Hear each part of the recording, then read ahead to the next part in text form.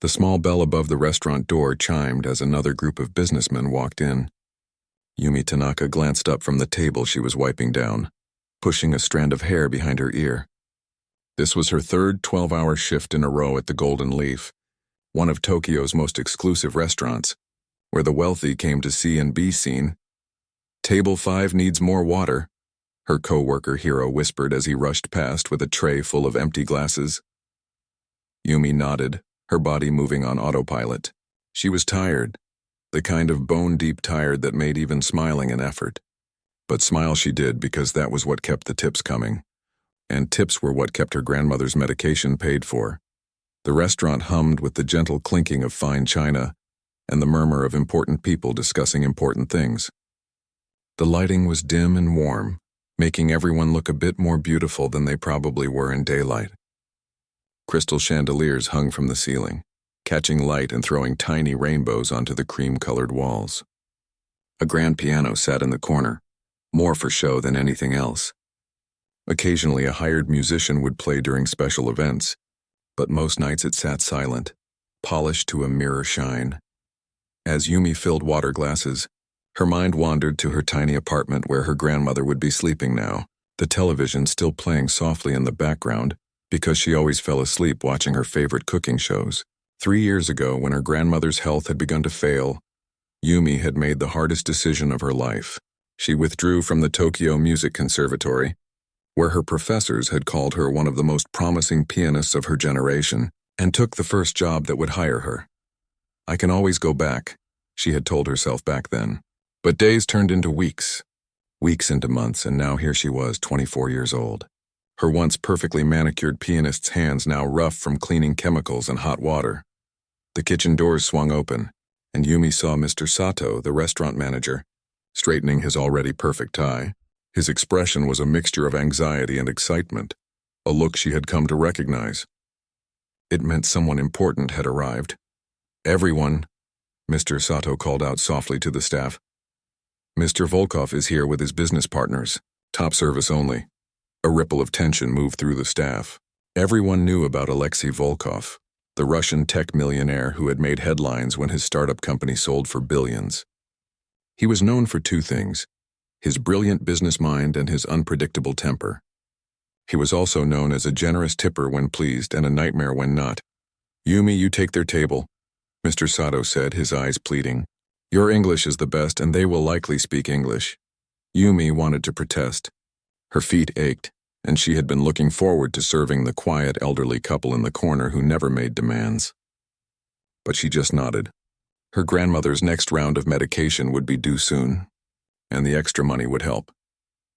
She watched as Mr. Sato led the group to the best table in the house, the one with a view of both the garden and the entire restaurant.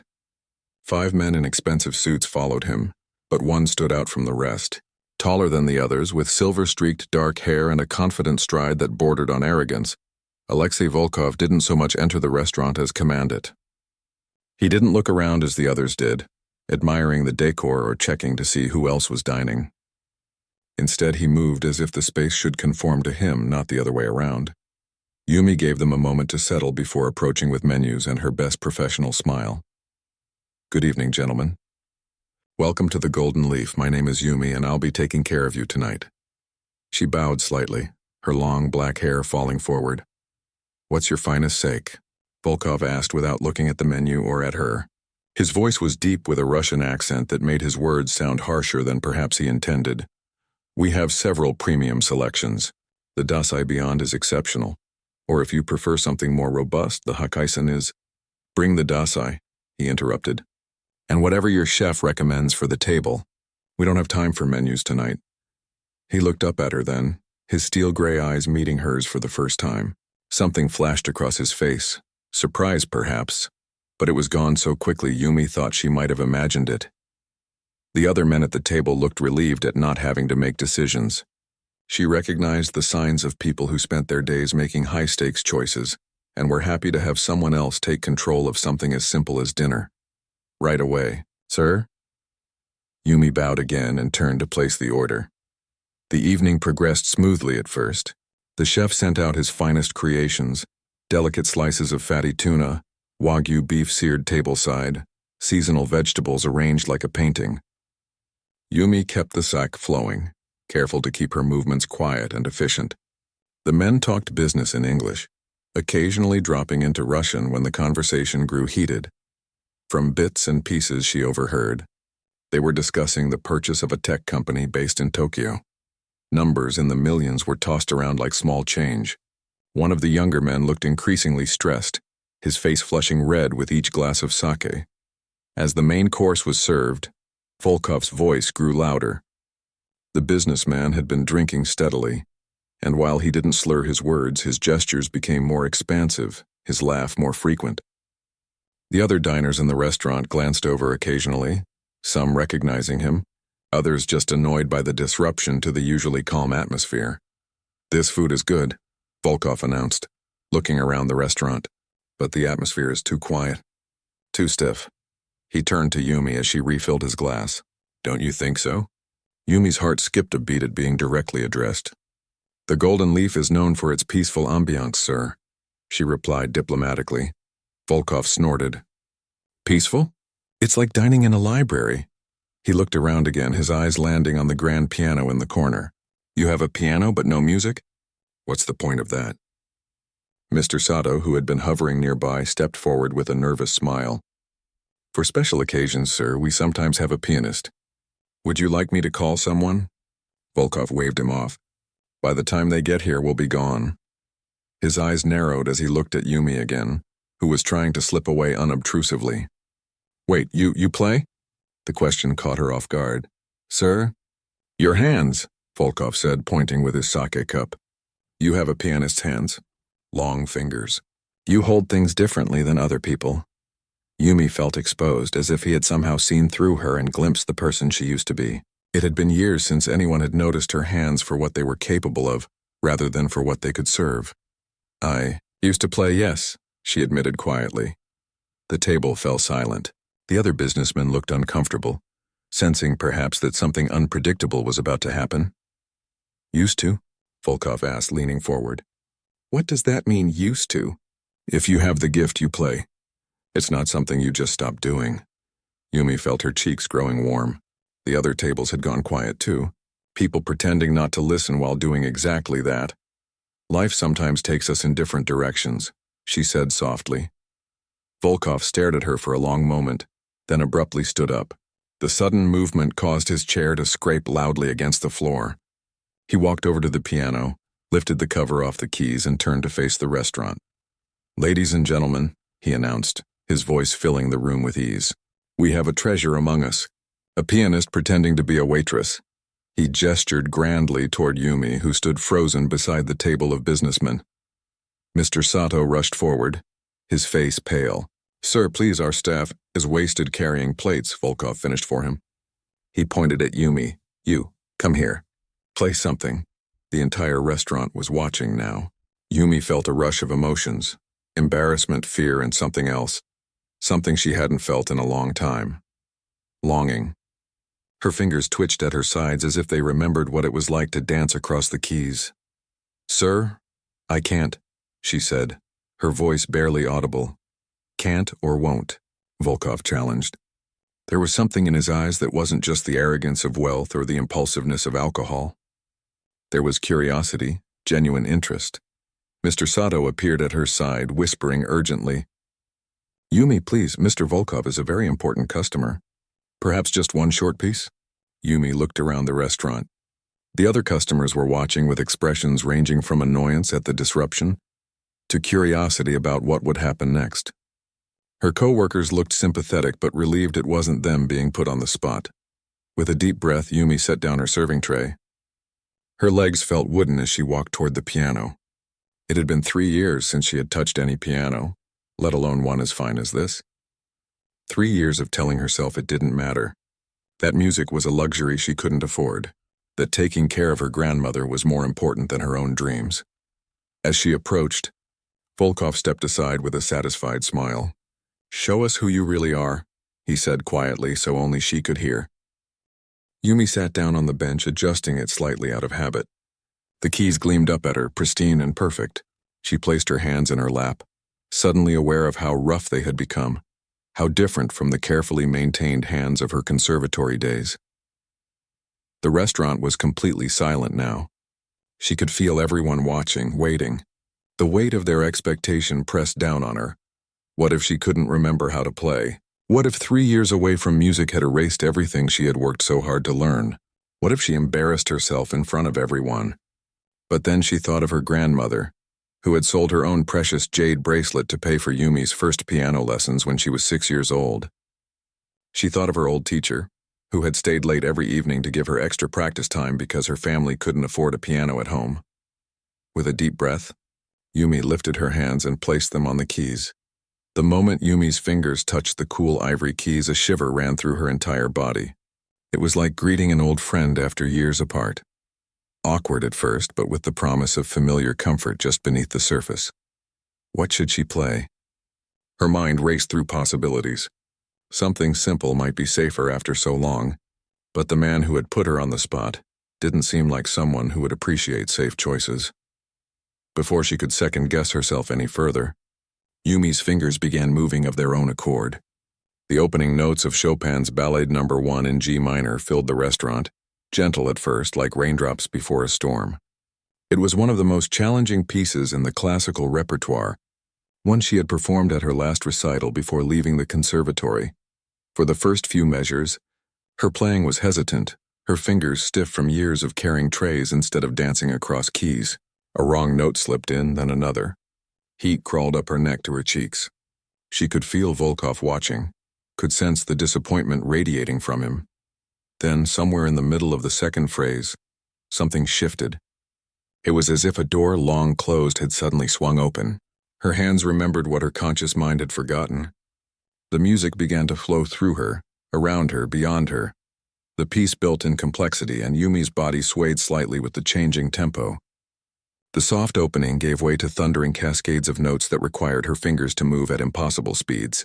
Yet they did, flying across the keyboard with precision and power she didn't know she still possessed. She forgot about the restaurant. Forgot about the watching eyes. Forgot about the arrogant millionaire who had forced her to the piano. There was only the music now, the story within the notes, the emotion behind every phrase. Chopin had written this piece after learning his homeland of Poland had fallen to Russian forces. It was music born of heartbreak and anger, hope and despair. As Yumi played, she poured her own story into the centuries-old composition, her abandoned dreams, her love for her grandmother, the daily struggle to keep going when it seemed the world had no place for her passion. Tears formed at the corners of her eyes, but she didn't stop to wipe them away. They fell onto her hands, onto the keys, becoming part of the performance. The restaurant had disappeared entirely from her awareness. She might as well have been alone in the universe with just this piano for company.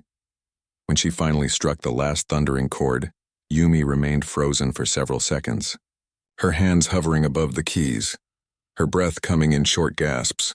The silence that followed was absolute, as if everyone in the room had forgotten how to breathe. Then reality came rushing back.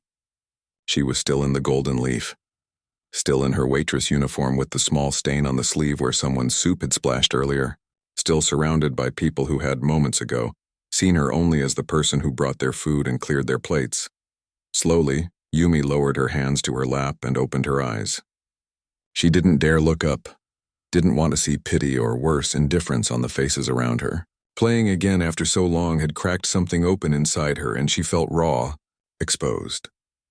The silence stretched on for what felt like an eternity.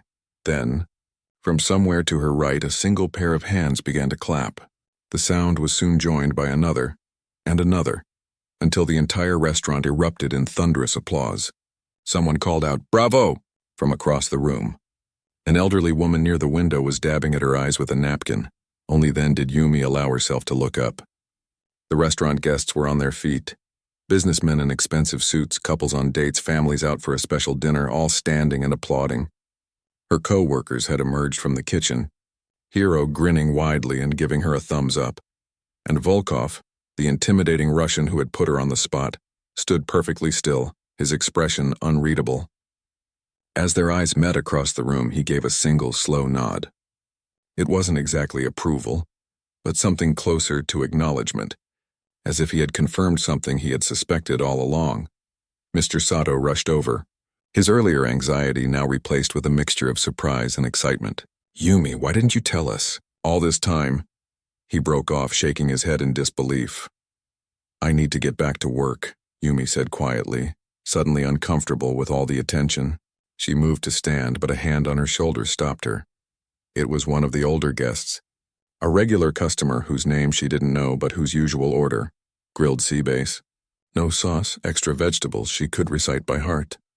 Young lady, he said, his voice gruff with emotion, in my 70 years, I have heard many pianists play that piece. Professional pianists, famous pianists, but none of them made me feel what you just did. Yumi bowed her head, unsure how to respond. Thank you, she managed to whisper. The applause was finally dying down and people were retaking their seats, though the energy in the restaurant had completely changed. Conversations buzzed with excitement, and more than a few people were sneaking glances in her direction. As Yumi finally stood from the piano bench, her legs trembled slightly. Playing had taken more out of her than she realized. Or perhaps it was the emotional aftermath of reconnecting with the part of herself she had buried for so long.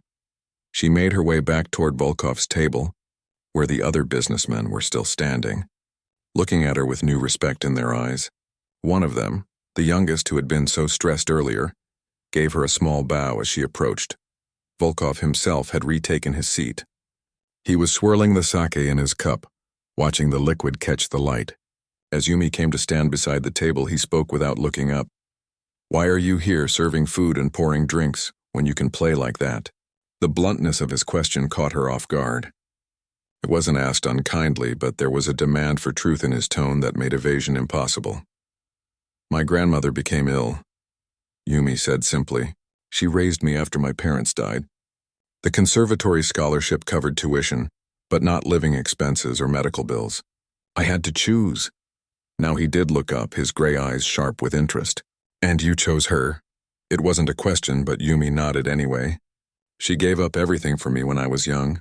She sold family heirlooms to pay for my first lessons. It wasn't really a choice. The other men at the table were listening intently, though they pretended to be focused on their food. One of them, a Japanese businessman with kind eyes, spoke up in accented English. Your grandmother must be very proud. A shadow crossed Yumi's face. She doesn't know I quit school. I told her I'm taking time off to work and save money.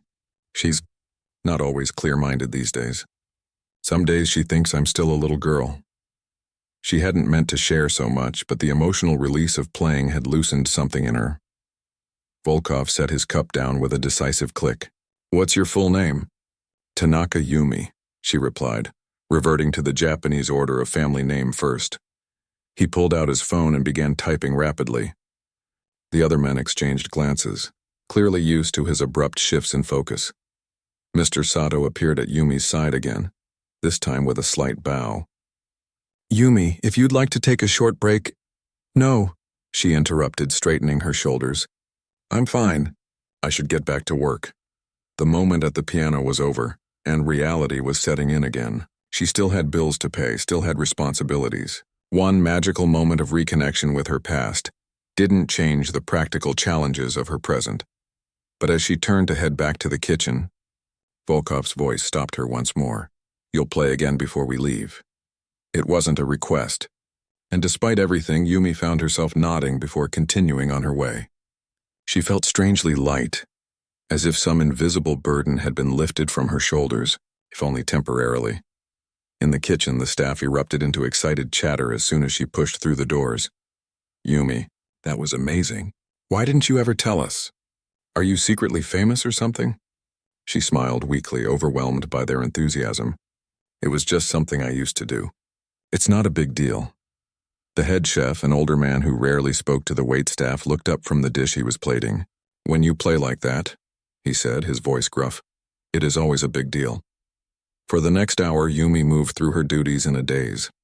Customers who had witnessed her performance now looked at her differently, some with admiration, others with curiosity.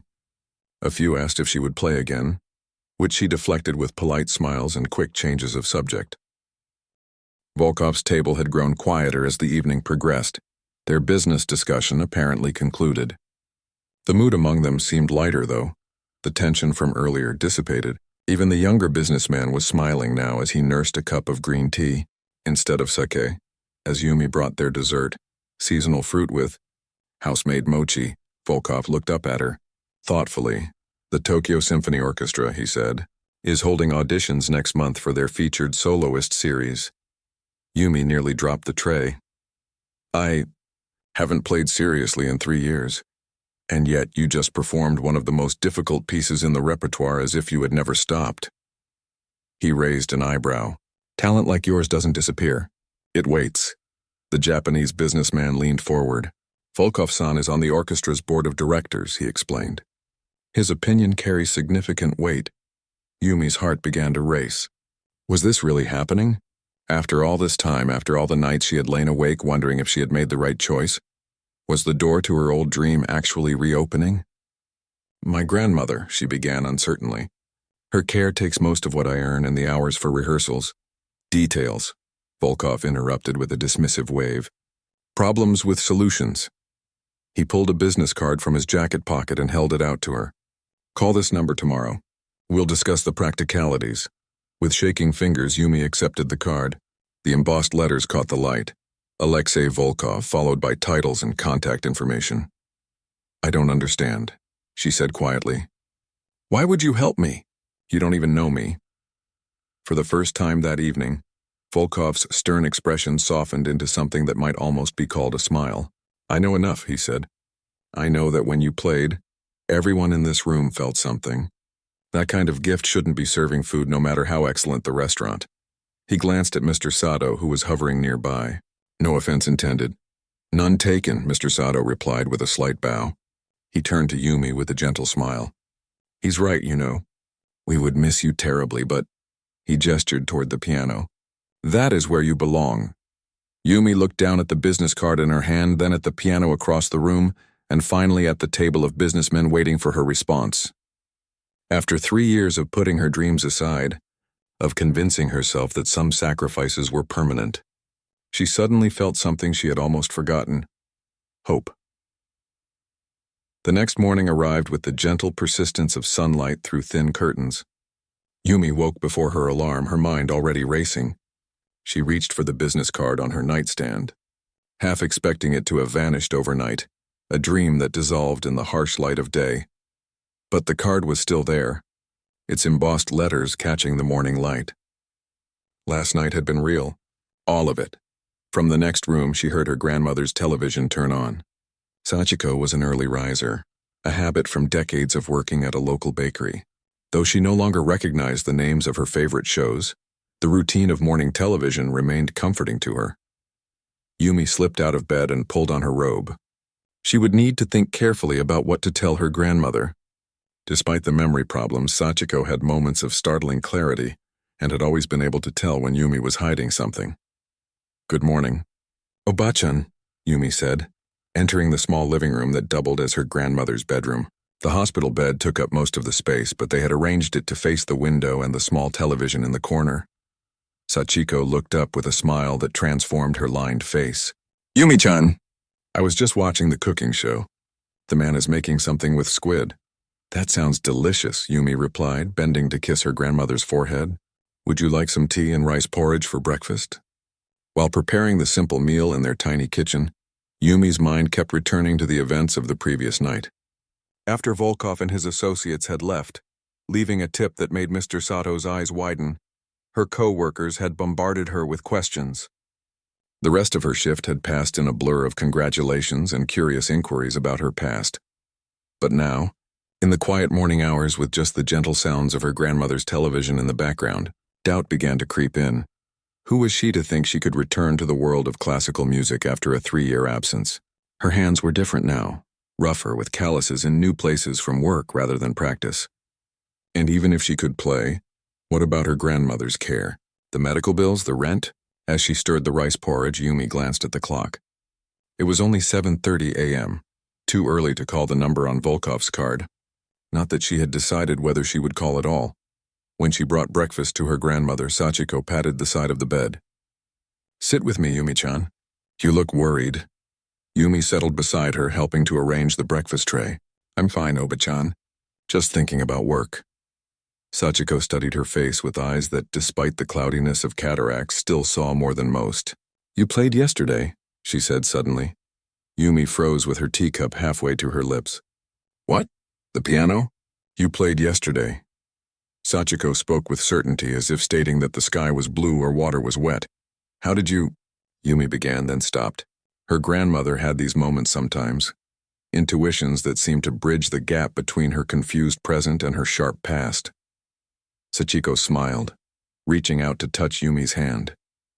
Her fingers, once strong and capable, now felt paper-thin, the bones delicate beneath translucent skin. I can see it in your face. You always looked different after playing.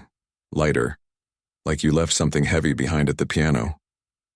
Tears pricked at the corners of Yumi's eyes. Yes, I played. At the restaurant.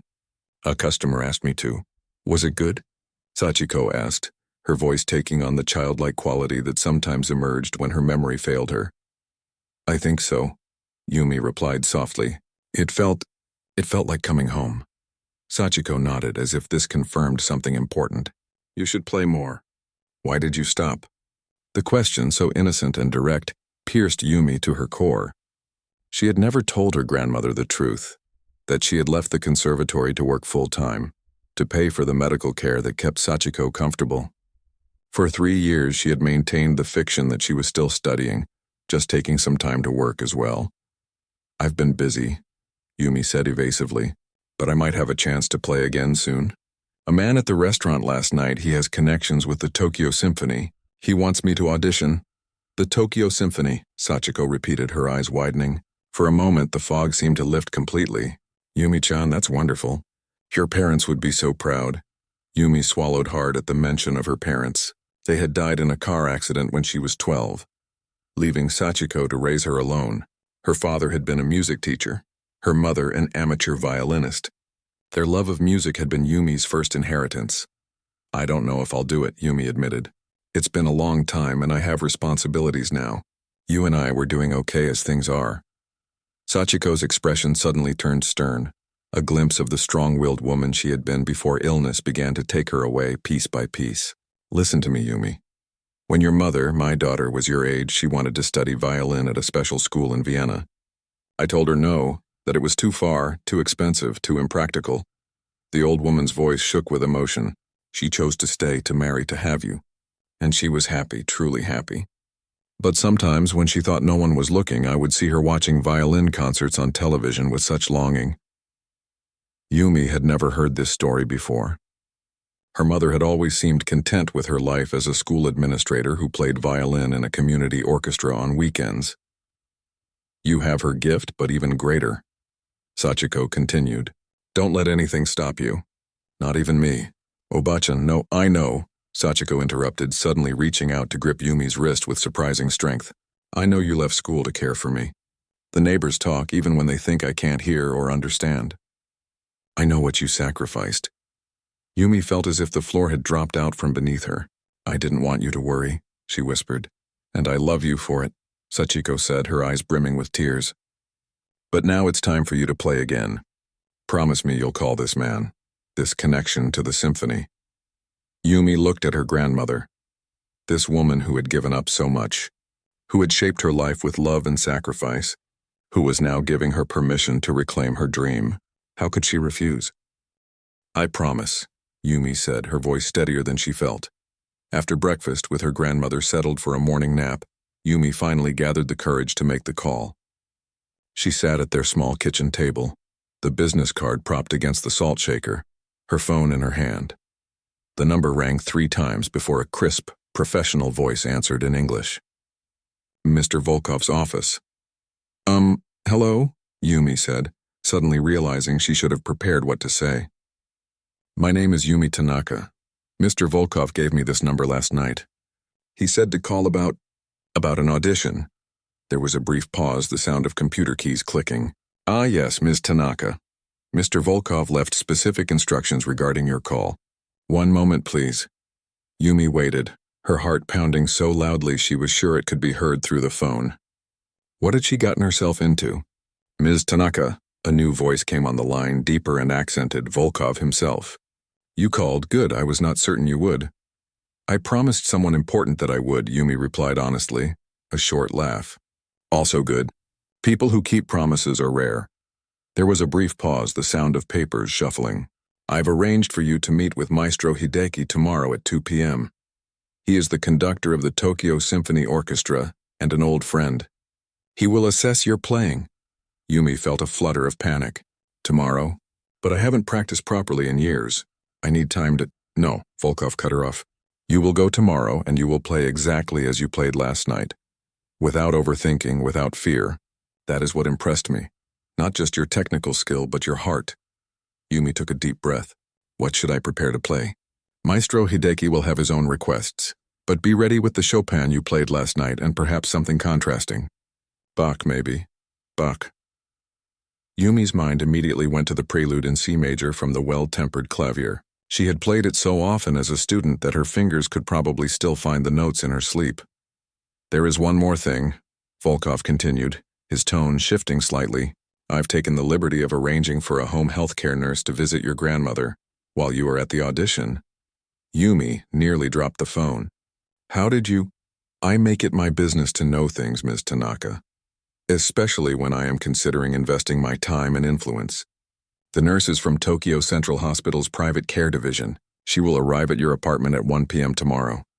Emotions warred within Yumi. Gratitude, suspicion, hope, pride. This stranger was inserting himself into her life with breathtaking confidence, and yet he was removing obstacles, creating possibilities she had thought lost. Thank you, she finally managed. But I don't understand why you're doing all this. What do you get from helping me? There was a long pause, and when Volkov spoke again, his voice had lost some of its businesslike quality. 20 years ago, I was a promising young cellist in Moscow. Then my father died, and I had to support my mother and sisters. I chose a different path: business, technology, money. Another pause. I don't regret my choice, but I sometimes wonder what might have been. When I heard you play last night, I recognized something familiar. The revelation stunned Yumi into silence. This harsh, demanding man had once been like her, torn between passion and duty, dreams and reality. The address for tomorrow's audition will be sent to your phone, Volkov continued, his voice returning to its usual brisk tone. Do not be late. And Ms. Tanaka, yes? Play like you have nothing to lose, because in truth you don't. After the call ended, Yumi sat motionless at the kitchen table, trying to process everything that had just happened. In the space of less than 24 hours, her carefully constructed life had been turned upside down. Possibilities she had forced herself to stop considering were suddenly within reach again. From the other room, she heard her grandmother beginning to stir. There would be medications to give, lunch to prepare, the usual afternoon routine to follow.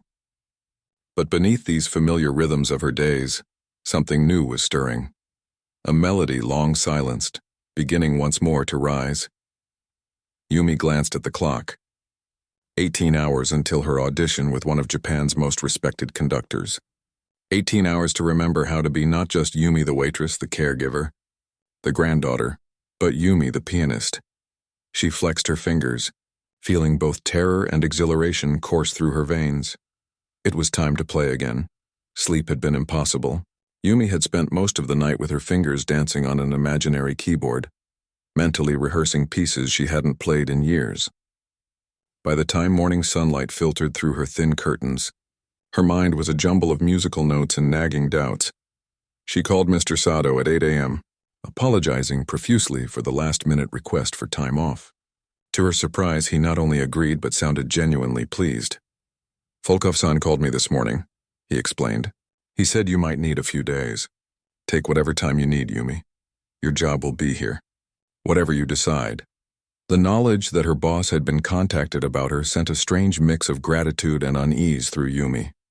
Volkov's influence seemed to reach everywhere, rearranging her life with unsettling efficiency. The morning passed in a blur of caring for her grandmother and trying to calm her own nerves. At precisely 1 p.m., the doorbell rang. Yumi opened it to find a middle-aged woman in a neat navy uniform, her hair pulled back in a practical bun. Hello, I'm Nurse Kimiko from Tokyo Central Hospital's private care division, she said with a professional bow. I'm here to look after Tanaka Sachiko-san while you attend your appointment. Yumi bowed in return. struck by the surreal feeling that her life had somehow become a story someone else was writing. "Thank you for coming. Please come in." Nurse Kimiko turned out to be wonderfully competent, quickly establishing a warm rapport with Sachiko. She brought a small bag of traditional sweets that delighted the old woman, and gently asked questions about her comfort and preferences. While the nurse helped Sachiko with a puzzle book, Yumi slipped into her bedroom to change. What did one wear to an impromptu audition for one of Japan's most prestigious orchestras? She settled on her one good outfit, a simple black dress she had worn to a cousin's wedding 2 years ago. Professional enough to show respect, but not so formal as to seem pretentious. As Yumi applied a light touch of makeup, her hands trembled slightly. What if this was all some elaborate joke? Or worse, what if it was real and she failed spectacularly? "You look beautiful," her grandmother said when she emerged from the bedroom. Like a real concert pianist, Yumi smiled, fighting back tears. "I'm so nervous, Oba-chan." "Good," Sachiko replied with unexpected firmness. "Nerves mean you care. Your mother always said her best performances came when her stomach was full of butterflies." Nurse Kimiko checked her watch. "You should be going soon, Tanaka-san. The address you were given is in the Minato district. It might take some time with afternoon traffic."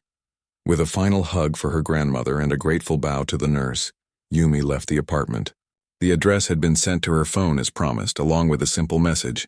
"Maestro Hideki is expecting you. Ask for him at reception."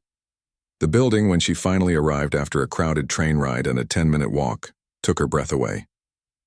The Tokyo Symphony Orchestra's rehearsal hall was housed in a modern glass and steel structure that seemed to capture and amplify the afternoon sunlight. Massive posters outside advertised upcoming performances, world-famous soloists and conductors whose names Yumi had once studied with reverence.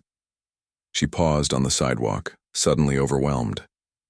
3 years ago, she had dreamed of someday performing in venues like this.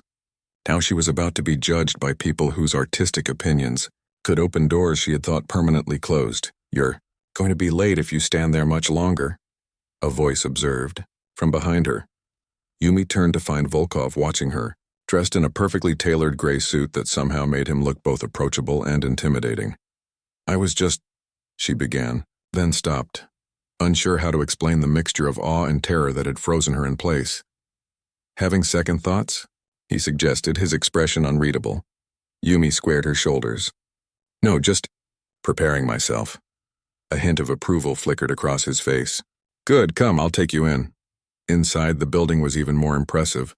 The lobby featured a wall of glass that looked out onto a small Japanese garden, creating an unexpected pocket of tranquility in the heart of Tokyo. Photographs of past performances lined the walls, along with portraits of famous musicians who had played with the orchestra over its 70-year history. Volkov nodded to the receptionist, who immediately picked up a phone. "Maestro? Volkov-san is here with Tanaka-san." They were directed to take an elevator to the 3rd floor. As they rode up in silence, Yumi found herself studying Volkov's reflection in the polished metal doors. In the restaurant, he had seemed larger than life, commanding the room with his presence. Here, in this temple to classical music, he seemed different, more subdued, almost respectful. "You play cello?" she asked suddenly, remembering their phone conversation. He glanced at her, surprised. "Played, past tense." "Do you miss it?" The elevator doors opened before he could answer, revealing a hallway lined with practice rooms. From behind closed doors came the sound of various instruments, a flute trilling through scales, a violin working through a difficult passage, the deep resonance of a double bass. "This way," Volkov said, leading her toward a set of double doors at the end of the hall. He stopped just before reaching them. "To answer your question, yes, I miss it. Every day, but we make our choices and live with them." He studied her face for a moment. "You still have a choice." Before she could respond, he pushed open the doors to reveal a small recital hall. A gleaming black grand piano dominated the stage, lit by soft spotlights. The seating area was empty except for one man, who sat in the front row with a tablet computer on his lap. "Ah, Alexei," the man called out, standing as they entered. "And this must be the pianist you've been so mysterious about." Maestro Hideki was shorter than Yumi had expected, with salt and pepper hair and wire-rimmed glasses that gave him an owlish appearance. But his eyes were sharp and evaluating as he approached, offering a handshake rather than the traditional bow. Tanaka Yumi. She introduced herself, trying to keep her voice steady. Thank you for seeing me, Maestro. Alexei said I must hear you play immediately, Hideki replied with a small smile. He is not a man who exaggerates, so my curiosity is quite piqued. He gestured toward the piano. Shall we begin? I've had it tuned this morning. Yumi's heart hammered in her chest as she approached the stage. This piano was far finer than the one at the Golden Leaf, possibly finer than any she had ever played. A Steinway concert grand, its black surface reflecting the spotlights like a mirror. As she settled onto the bench, adjusting it slightly to fit her height, Maestro Hideki spoke again. Alexei tells me you performed Chopin's Ballade No. 1 yesterday, with minimal preparation after a long absence from playing. Is this correct? Yumi nodded, not trusting herself to speak. Impressive if true, the conductor mused. Let's start there then. The Chopin, please. Taking a deep breath, Yumi placed her hands on the keys. The ivory was cool beneath her fingers, as if waiting patiently for her touch. She closed her eyes for a moment, summoning the memory of how she had felt last night. The initial fear giving way to reconnection, to joy. The first notes were hesitant, just as they had been in the restaurant. But this time the transition to confidence came more quickly. The piano responded to her touch with exquisite sensitivity, allowing for nuances and dynamics that the restaurant piano couldn't match. As the piece progressed, building toward its thunderous climax, Yumi forgot about the men watching her, forgot about the pressure and the stakes. There was only the music, the story within the notes, the emotion beneath the technique.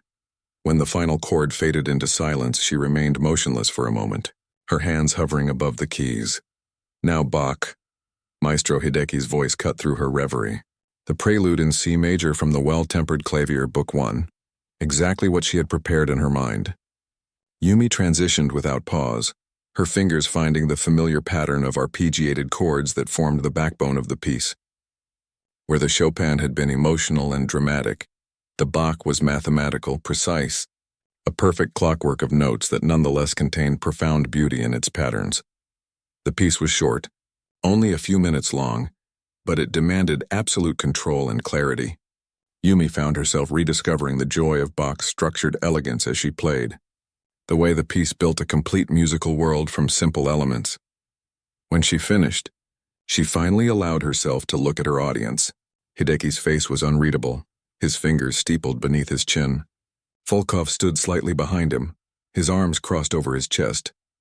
One more, I think, Hideki said after a long moment. Something more modern. Do you know any Debussy?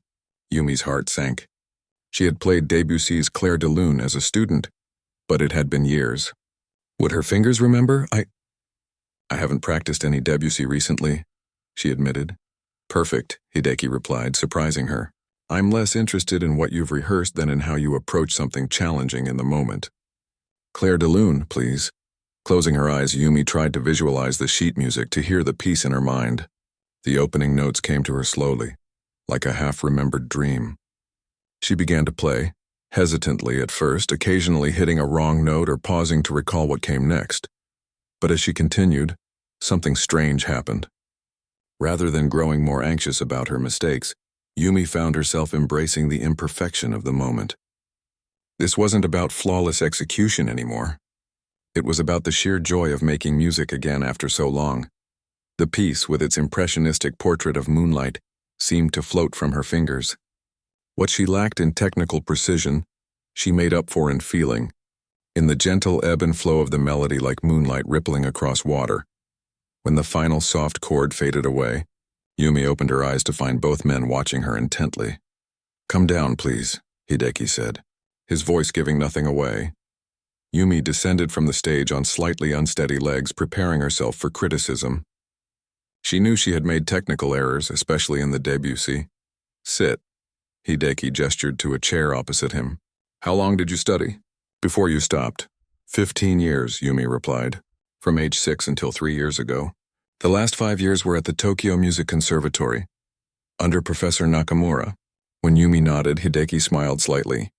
He speaks very highly of you still. He was quite disappointed when you left. You knew I had left the conservatory? Yumi asked, surprised. Alexei is thorough in his research, Hideki replied with a glance at Volkov. He contacted Professor Nakamura last night after hearing you play. Volkov shrugged, unapologetic. I needed to verify what I had heard. And what did you hear exactly? Hideki asked, turning to face his friend. Volkov considered for a moment. Potential, he said finally. Extraordinary potential. Not just technical skill, but something rarer. When she plays, people feel something. Hideki nodded slowly. I agree. There are technical issues, of course. 3 years away from serious practice shows. But the musicality. He turned back to Yumi. You have a gift for making the audience feel what you feel. That cannot be taught. Hope began to flutter in Yumi's chest. Does that mean? It means we have work to do, Hideki said briskly. The featured soloist series begins in 8 weeks. If, and this is a significant if, you are willing to commit to an intensive practice schedule, I believe you could prepare Rachmaninoff's Piano Concerto No. 2 for the opening concert. Yumi's breath caught in her throat. Rachmaninoff's second was one of the most beloved piano concertos in the classical repertoire, and one of the most demanding. But I can't possibly, she began. Yes, you can, Volkov interrupted. The question is whether you will. The next 8 weeks passed in a whirlwind of activity unlike anything Yumi had experienced before. Her life, once built around the steady rhythm of work shifts and caring for her grandmother, now revolved around a new axis. Music. Maestro Hideki had arranged for her to have daily access to a practice room at the Symphony Hall, complete with a piano similar to the one she would perform on. Each morning she arrived by 8 a.m. and often didn't leave until evening, her fingers working to reclaim the technical precision that 3 years of neglect had dulled. The first week had been physically painful. Muscles long unused protested at being asked to perform again. Blisters formed on her fingertips, broke and healed into calluses. Her shoulders and back ached from hours of sitting at the piano. But with each passing day, her body remembered, adapted, strengthened. Volkov had been true to his word about handling the practicalities. A home healthcare service now provided full-time care for Sachiko, with Nurse Kimiko coming each weekday and another nurse covering weekends. Yumi's apartment rent was mysteriously paid 3 months in advance, and when she tried to question this, she was told simply that it was part of the symphony's featured artist program. She had initially protested these arrangements, uncomfortable with accepting so much help. But Volkov had been characteristically blunt during one of his occasional visits to check on her progress. Your pride is less important than your music, he had said. Watching her practice a particularly difficult passage of the Rachmaninoff Concerto, if you succeed, you can repay the investment many times over. If you fail, it's my loss, not yours. Put that way, it was hard to argue.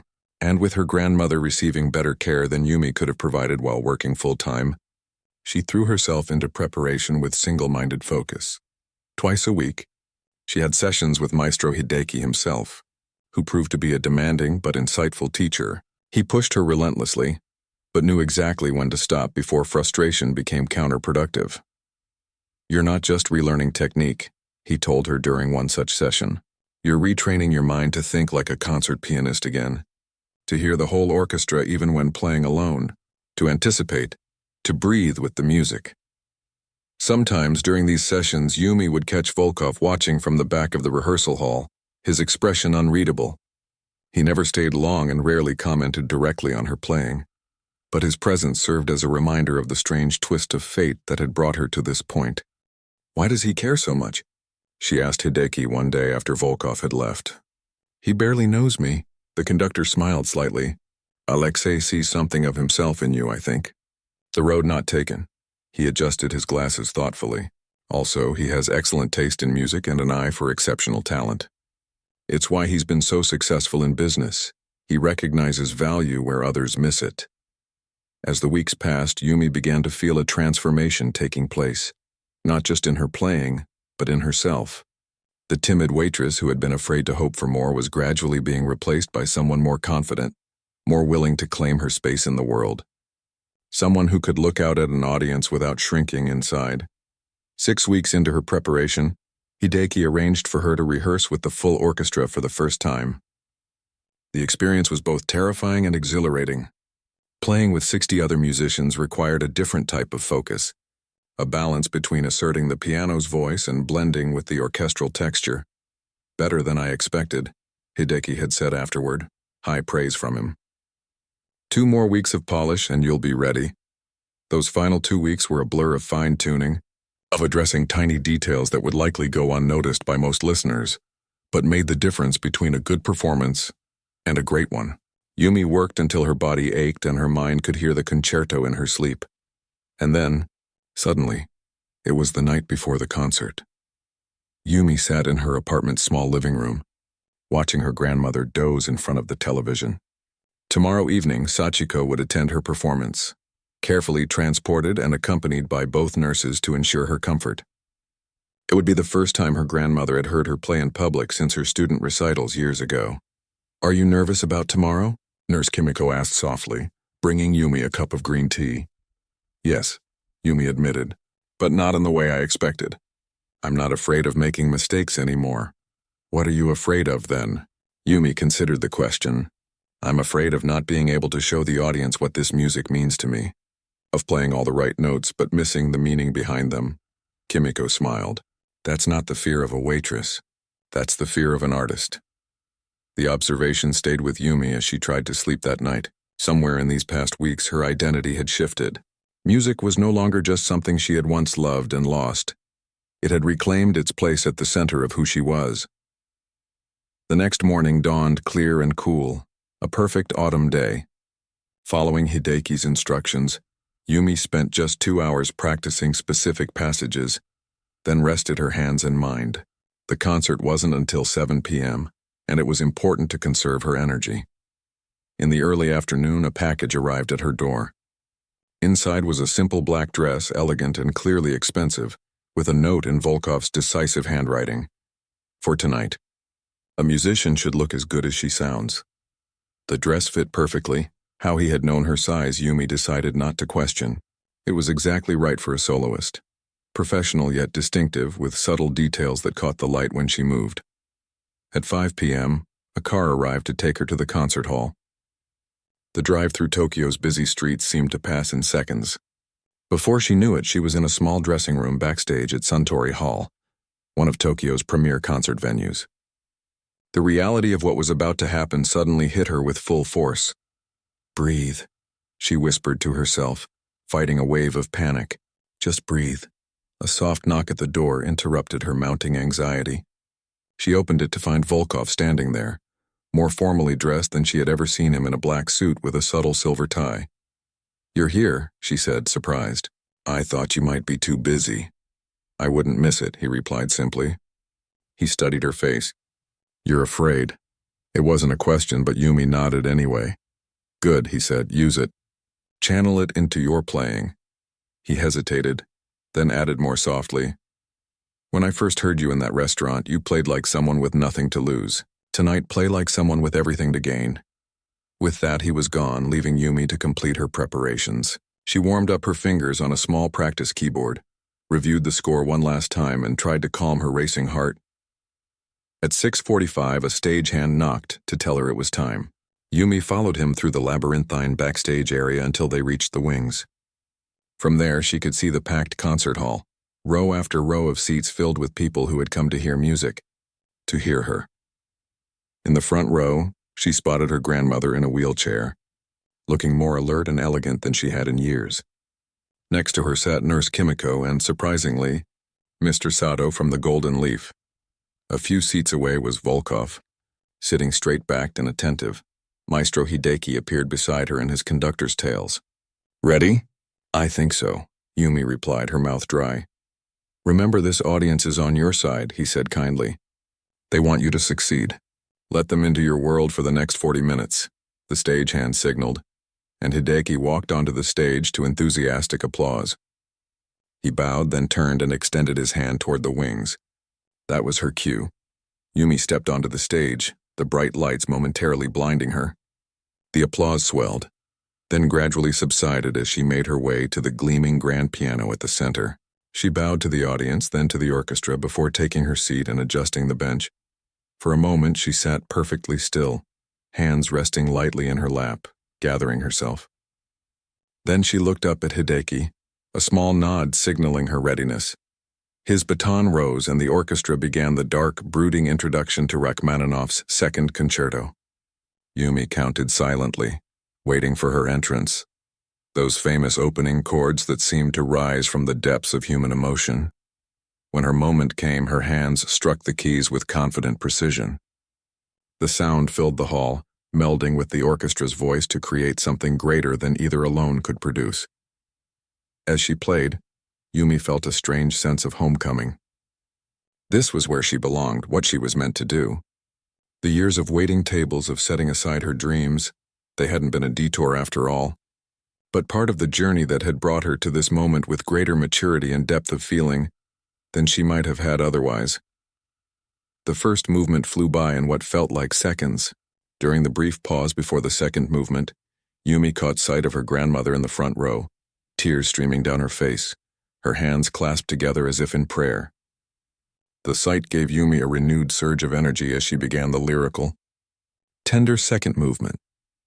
By the time the third movement arrived with its driving rhythm and technical challenges, Yumi was no longer thinking, she was simply feeling, living inside the music.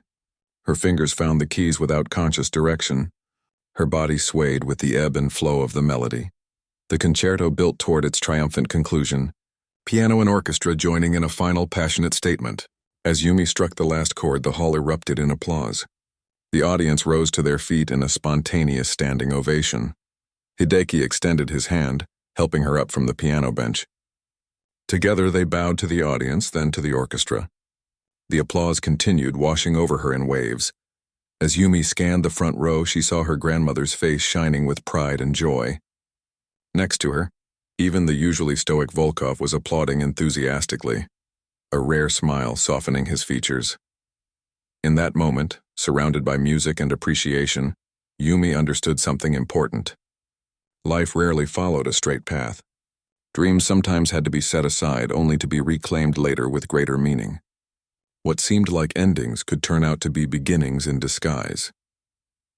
3 months ago, she had been a waitress with abandoned dreams and mounting bills, forcing a smile while serving wealthy customers. Now she stood on one of Tokyo's most prestigious stages, her talent recognized. Her future suddenly wide with possibility. As Hideki gestured for her to take a solo bow, Yumi thought of that strange night when an arrogant millionaire had forced her to play piano in a restaurant. She would need to thank him properly someday. But for now, as the applause continued to fill the hall, she simply closed her eyes and allowed herself to fully experience the moment she had once thought would never come. Her music finally being heard.